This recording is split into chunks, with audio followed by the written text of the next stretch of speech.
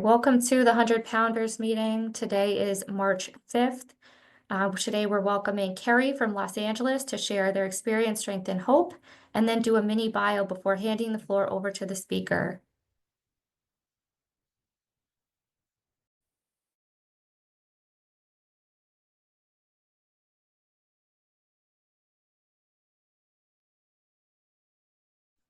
My name is Terri R, and I am a 100 pounder, and I've been in program since February 5th of 2008.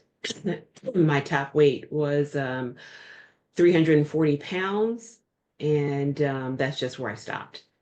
Said 340 pounds. Um, can I get somebody to share my pictures? So I try not to think too much about what I'm going to say because I really do want to what I do before I get on and speak is I get on my knees and I pray and I ask for God to say what I need to say what I need to hear, and then show me the way. Show me the way. So my top weight at 340 was in the center. The picture of me in white. I was behind a statue. I thought I was hiding behind a statue, and that was me at 340 pounds. And the picture right beside it was me right during the beginning of COVID. I want to say 2020, if not 2021. I'm down over 140 pounds, I think close to 150 pounds. And then the picture at the top, and right, it says May 18th. So at that point was when I started exercising, and I was 292 pounds. And I had just, and that was through program. And then the other ones are between 2018 and just recently, as probably a year ago, or maybe about 6 months ago. So this is my journey. So you can kind of see what I look like. Um, and I want to keep the pictures up for a second, just because I was, for the most part, a normal size weight. And I also want to thank Rita Q for creating this collage, because this was amazing. And I could have cried. In fact, I don't know why I'm getting emotional now. To see my journey and to see where I have come from. And it's all because of this program and what this program has provided to me. Somebody told me, don't cry, but for some reason, this picture makes me cry. But in a good way, because I know I'm a miracle. I know that, let me just back up. So I was pretty much a normal size kid, maybe 10 pounds to lose. And um, throughout my childhood, and but I always ate big meals, but I exercised. My parents had me in sports, and so I exercised. I did things. They regulated my food, so I can only get so big. But I remember a couple of times. I remember some of my aunts would see me eating, and I don't know what I was eating, but I was eating something, and they said, "Oh, you can't." It was like you, and they warned me, and they said, "Oh, if you keep eating like that, you're going to be big." And I was just like, I didn't know what they were talking about. In fact, I dismissed them, but I completely agreed with them. Like, okay, yeah, but in my head, I was like, they don't know what they're talking about. So I was um, agreeable but disagreeable internally. So that's kind of how I ate. I ate in secret. I ate um, in public one way. I ate in secret a different way. I remember when I got a little freedom.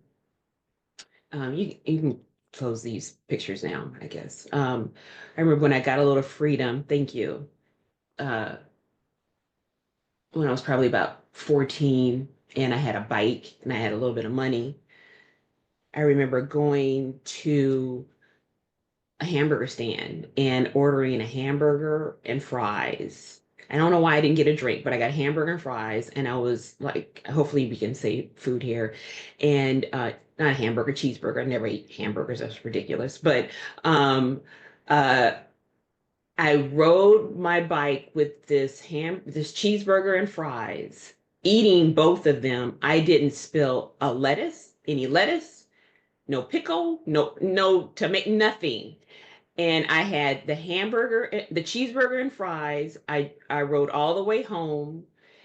I finished it right at the corner of my house, right? So that I, just in case my mom was outside, she wouldn't know the evidence, right? And so I rode up to the porch, and she immediately she said, "Are you hungry?" And I said, "Yes, I'm hungry." And I remember then proceeding to have dinner. Like it was nothing. And that's a story of how I would eat. And I can't say it was for any particular reason, but that's how I ate when I could. And skip ahead a few years, it was my first year in college, and I was in college locally. And so I was staying at home. My mom, I left my mom's house to go to school. My mom left to go to work.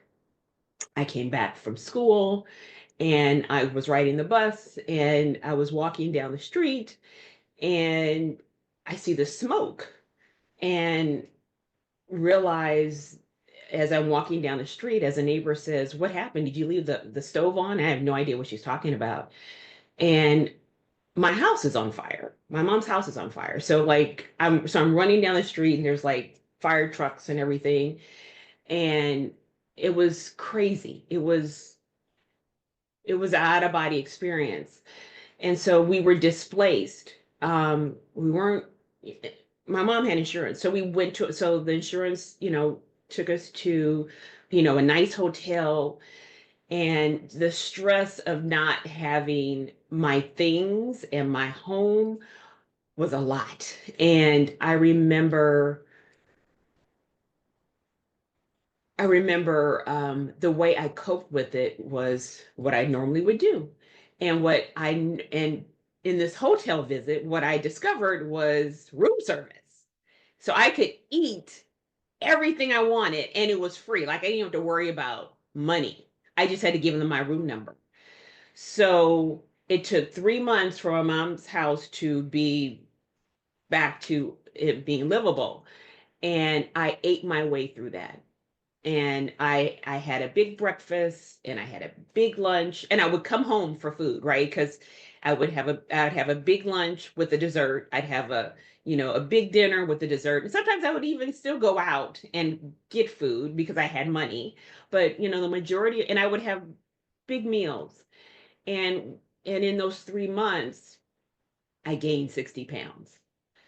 And I remember people saw me and they were like, "Whoa." Like, you do that? I was thinking, oh, if I gain it this fast, I can lose it this fast. And so that was what I was thinking. But what I didn't realize was that I crossed this invisible threshold that I could never get back from. Like I was constantly trying to lose weight. I was trying to get back to where I was. Every time I would, try and lose weight, it was like I was holding my breath. Like you can only hold your breath for so long. And and at some point I would explode and then I would continue to do what I would normally do. And I tried all the diets, I tried all the things that I thought were reasonable, right? I didn't try anything too crazy. And I thought that nobody else knew anything. But I remember the one thing that really annoyed me the most was my dad has always been a normal size. And he said, "Oh, you just don't have any willpower." And that was like, I just wanted to kill him every time he would say that. And it would make me mad. And I just wanted to prove him wrong. And instead of that, I would eat at him. like I would just, every time he would say it, I didn't have the capacity to use my words or whatever, but I would eat at him. So I would eat in secret, and I would eat over him, and I would say, and I would have all these thoughts in my head of what I would say and what he would say. And, I have these big conversations. Um, and that's how my life was. My life was, a lot of internal dialogue, a lot of eating, a lot of trying to figure it out and on my own. And I did this year after year, year over year, year over year. And I'm gaining on average about 10 pounds a year. And I remember, I thought to myself, I was like, I'll never be 200 pounds, boom, I was 200 pounds. I was like, I'll never be 250. That's crazy. Like I thought, I accepted the 200 pounds. I was like, I'll never be 250. That's crazy. Boom, I was 250. I was like, oh, I was like, I've got this. Like I did all the thing, like, the one that everybody uses, that one. And I was like, I'll never be 300 pounds. And boom, I was 300 pounds. And over time, I was like, I realized, okay, I'm seeing a theme now. It takes me this long. I'm seeing a theme. I was like, okay, maybe maybe I can't say I won't be 350. And what I real and so I got to in the 300s, like, okay, I'm going to do this thing again, and I'm going to count my points. I'm going to be real rigorous, and I'm going to, eat moderately and all the things. And I remember when I realized that program wasn't going to work for me was I started on a Monday, of course. And I remember it was long about noon. It may not even been noon. But it was early in the day on that Monday. And I remember I ate all of my calories for the day and all my flex points for the week. And I was like, oops. I was like, okay, this isn't going to work for me. And at that point I was scared because I was like, I thought for sure that would have been the answer. I just needed to, like muster up the strength. And I remember at that point I got desperate because I had no idea what to do. But I remember a neighbor of mine um, came up to me, I want to say about 8 years prior. And she said, "Oh, I'm doing this program." And she looks nothing like me. She's tall, she's thin, slender, she's blonde, and she looks nothing like me. But we're friends, and we speak or whatever. And she's like, "I do this program," and she goes, "And I don't need any flour and sugar." And I just heard da da da da da after that, and I didn't hear anything else she said, and my ears immediately turned off. Right, I didn't want to hear anything she had to say, and at that moment, I heard what she said 8 years later when I got desperate enough because that other program didn't work. And I felt defeated because I thought, I didn't want to hear anything she had to say. I can't even believe I remembered it. But I remember I was in my office and I Googled it, Overeaters Anonymous, and I had no idea what it was. It was a 12-step program. I didn't why I had anything to do with 12-step programs. All I knew it was on TV, which was, people say their name and then, you say hi, like, hi, my name is Terry, and everybody says, hi, Terry, or whatever, you're in a basement. That's all I knew. That's all I knew. And I was like, I'm desperate enough. Apparently, I didn't realize the terminology of desperate, but I was willing to try something new. And so I Googled it, and there was a meeting that was on Tuesday nights at 7 p.m. in Culver City, in Los Angeles, Culver City, California. It was a 100 pounders meeting. And I remember I got there early. Never any place early. Wasn't it? No, wasn't. That was not happen. And I was there early. And I would remember sitting in my car, and I don't like doing things new. I don't like doing things I don't know what the response is. And I remember, or what I'm going to get from it. But I was there sitting in my car early, and I was just I guess I was just talking to myself. I don't know.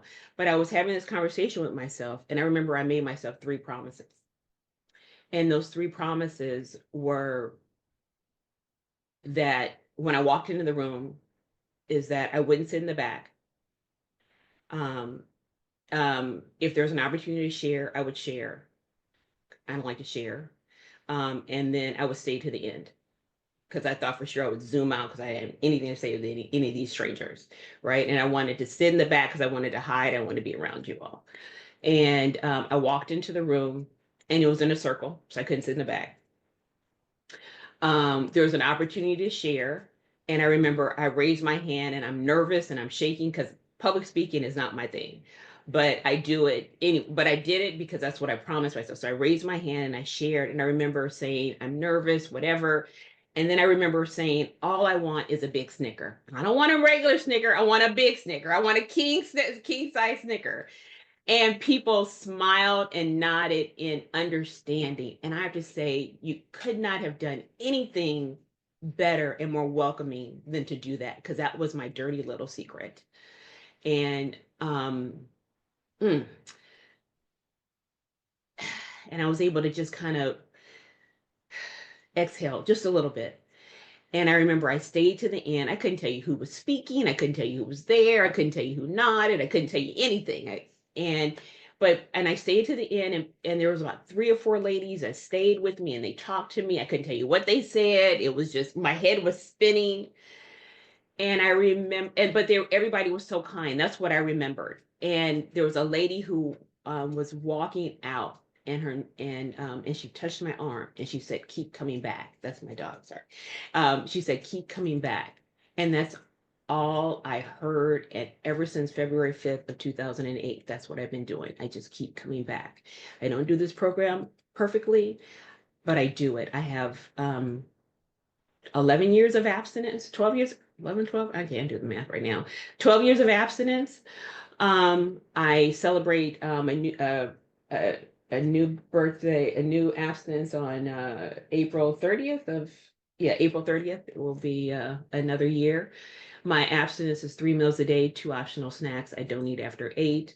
And then there's some other things that I don't, that I avoid. I avoid fried foods, processed foods. I mean, but this has all been over time. But my basic abstinence is 3 meals a day, 2 optional snacks. I don't eat after 8. And I will say that eating after 8 was the biggest hurdle, the toughest thing that I've had to um, deal with, because I was a night eater and I would do all my dirty business at night.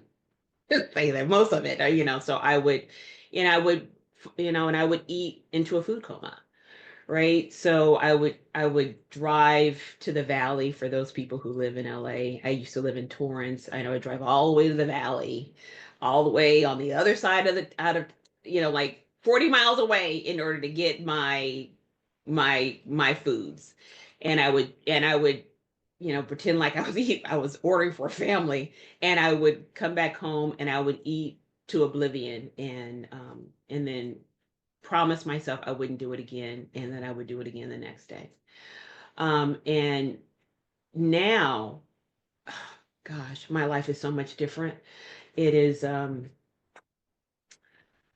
it's, it's filled with surrender. My life is about surrender. It's about being uncomfortable, doing the things that um, I don't necessarily want to do, but are amazing to do. I'll just say today, in order to get here, I work out in the morning, and which is something I never did. I feel like I need to go there too. How much time do I have? Can anybody tell me? I don't. Just over 10 minutes. Okay. You've still Okay. got Cool. 10 minutes. Thanks. Thank you. So,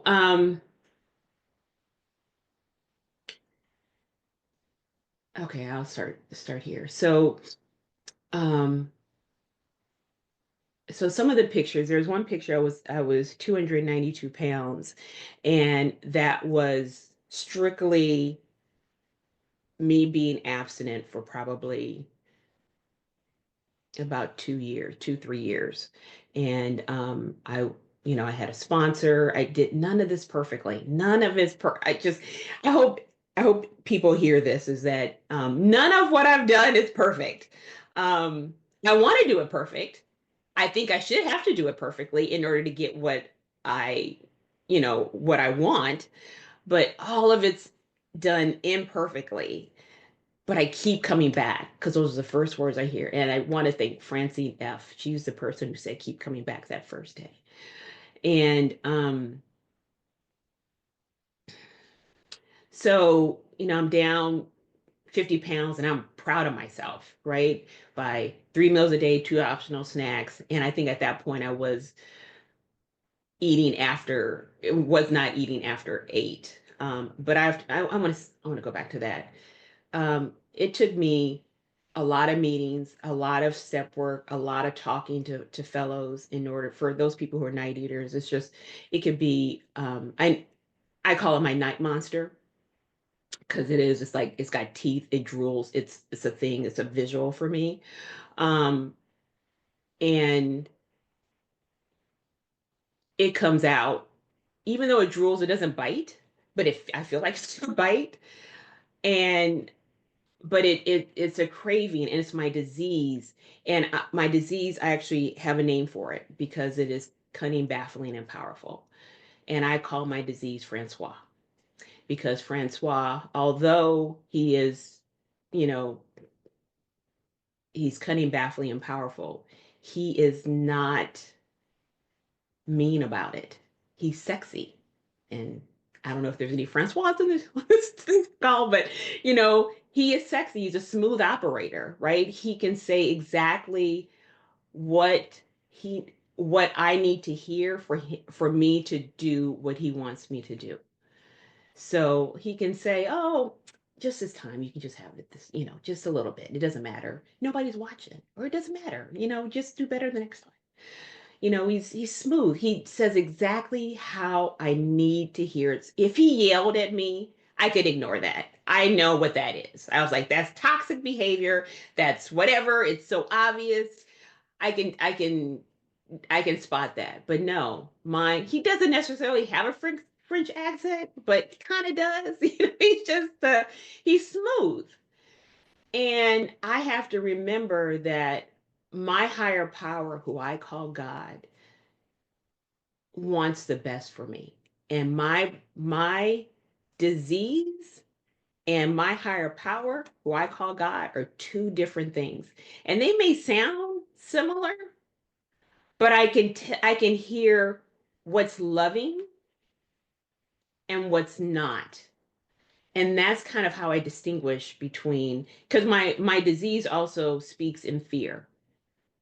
My higher power, who I call God, does not speak in fear.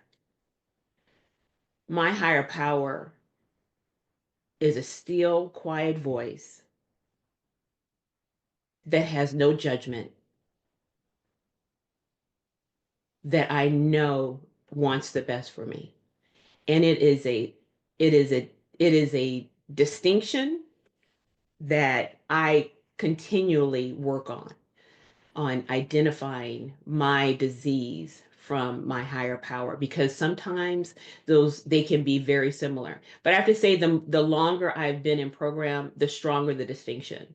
But it can, for me, if I want to do what my disease wants to do, I have to say probably is the reason why it sounds similar.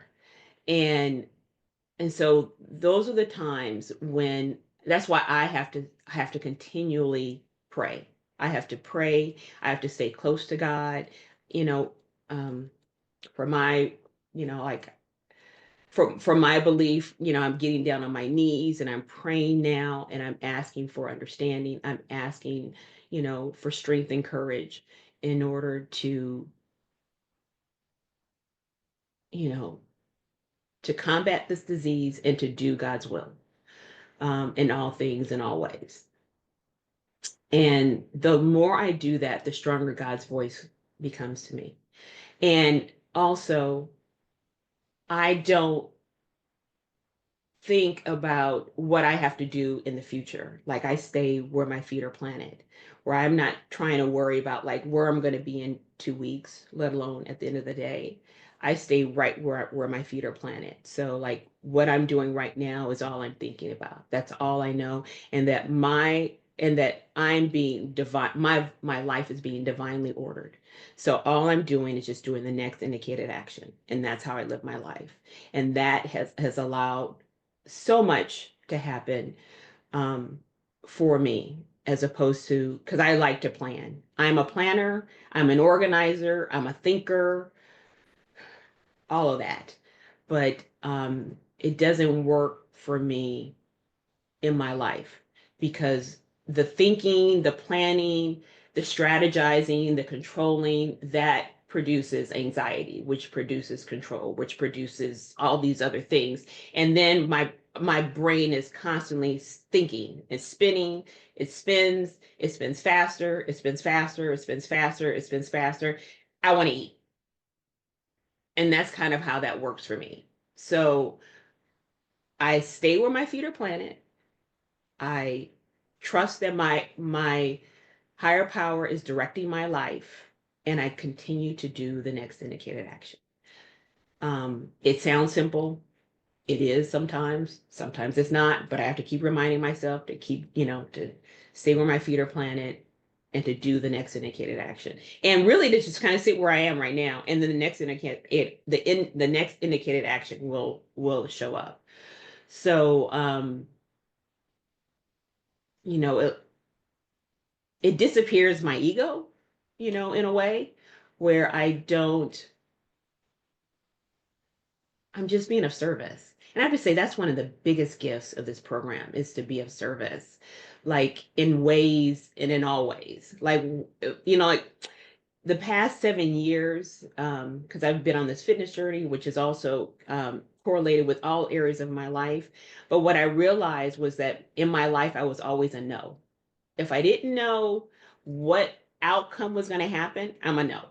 I was a no. No, no, no, no. That's okay. I was a gracious no, but I was a no. And then I realized that if I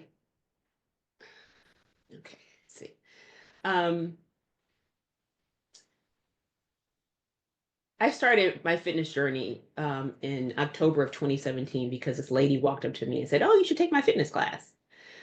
And I was like, "Oh, no, thank you. I don't like to exercise. I don't like to sweat." And I always thought about it, and that was my response, right?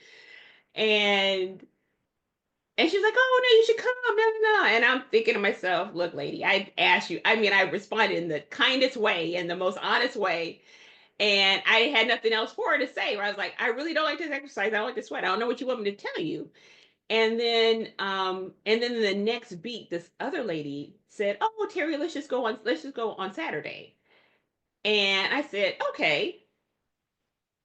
And I went on that Saturday, and we went to her class and we worked out. And I didn't, and I was sweating. I was exercising. I couldn't do everything, but I was doing it all. The sweat was like dropping on the ground. It was so much sweat. And I was like, "Oh, this was fun." It was like music, whatever. And and I just continued on taking this class. But I remember that first class. I mean, I couldn't do everything, right? And I remember this still small voice said, "Just remember where you are right now, because you're not going to stay there." And I just was like, okay. And I don't know why, I just trusted it and I just did it. And I was going to this exercise class once a week.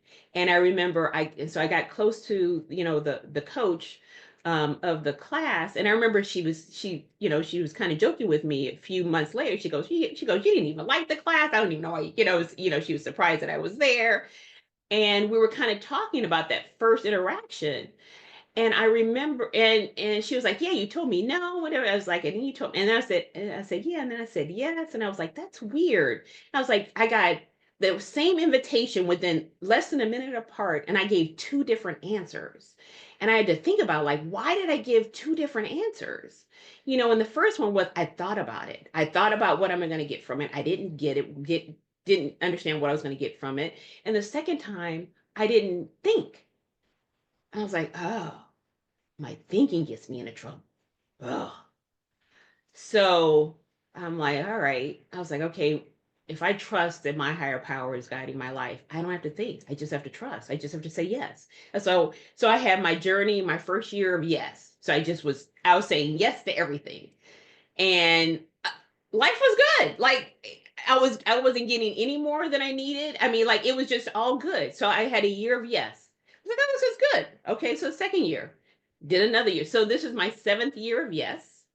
And my life is divinely ordered. Like I do things that are uncomfortable. That's fine. I get 30 over it. minutes. How long? That's your time up. Oh, that's it. 30 minutes. Okay. So I'll just say this. Get uncomfortable. Get uncomfortable. Stay uncomfortable. Trust that your higher power is guiding your life.